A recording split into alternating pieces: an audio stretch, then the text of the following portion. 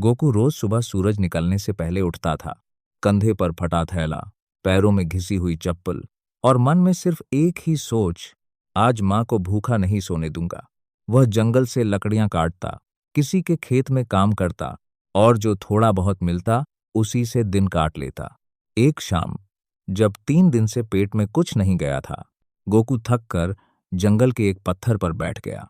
आंखें भारी हो गईं और तभी आसमान से सुनहरी रोशनी फटी। उस रोशनी के बीच से एक दमकती हुई गोल रोटी धीरे धीरे नीचे उतरने लगी। रोटी इतनी चमकदार थी कि पेड़ों की परछाइयां भी साफ दिखने लगीं। गोकू कांपते हाथों से रोटी को छूता है। अचानक तेज हवा, चारों तरफ घूमती सुनहरी लपटें, और गोकू हवा में उठ जाता है। पलक झपकते ही वह एक अजीब लेकिन खूबसूरत दुनिया में पहुंच जाता है। दूसरी दुनिया। जब उसकी आंख खुलती है तो वह खुद को जवान, मजबूत और ताकतवर शरीर में पाता है। फटे कपड़े अब साफ कपड़ों में बदल चुके होते हैं। चारों तरफ रोटियों के ऊंचे ऊंचे पहाड़, उबलती दाल की चमकती नदियां, सब्जियों से बने भव्य महल। आसमान में रोटियां ऐसे उड़ रही थीं जैसे पक्षी उड़ते हों। गोकू को फिर भूख लगती है। वह झुककर दाल की नदी से हाथों से दाल पीता है और उड़ती रोटी पकड़कर खा लेता है। पहली बार पेट भरने पर उसकी आंखों से खुशी के आंसू गिरते हैं। खतरा। तभी जमीन हिलती है। रोटियों से बने मानव आकार के सिपाही सामने आ जाते हैं।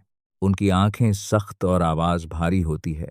वे गोकू को पकड़कर तवे से बनी जेल में बंद कर देते हैं। अकेले अंधेरे में गोकू डर जाता है। उसे अपनी माँ याद आती है। धीरे धीरे उसकी सिसकियां गूंजने लगती हैं। अन्न देवी का आगमन। गोकू की रोने की आवाज से पूरा आकाश उजाला हो जाता है। सामने प्रकट होती है अन्न देवी। साधारण लेकिन दिव्य चेहरा, आंखों में करुणा और शक्ति। गोकू अपनी गरीबी, भूख और संघर्ष की कहानी सुनाता है। देवी की आंखें नम हो जाती हैं। वह कहती है, तुम्हारा दिल साफ है, इसलिए तुम यहां पहुंचे।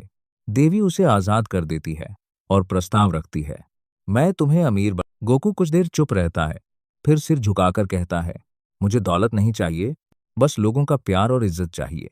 अन्न देवी मुस्कुराती है। उसकी मुस्कान से पूरी दुनिया चमक उठती है। विदाई। देवी गोकू को एक लाल रंग की उड़ने वाली बाइक देती है। गोकू आसमान में उड़ता है। नीचे पूरी जादुई दुनिया फैली होती है। वह हाथ जोड़कर धन्यवाद देता है। जैसे ही वह जमीन पर उतरता है, सब कुछ गायब।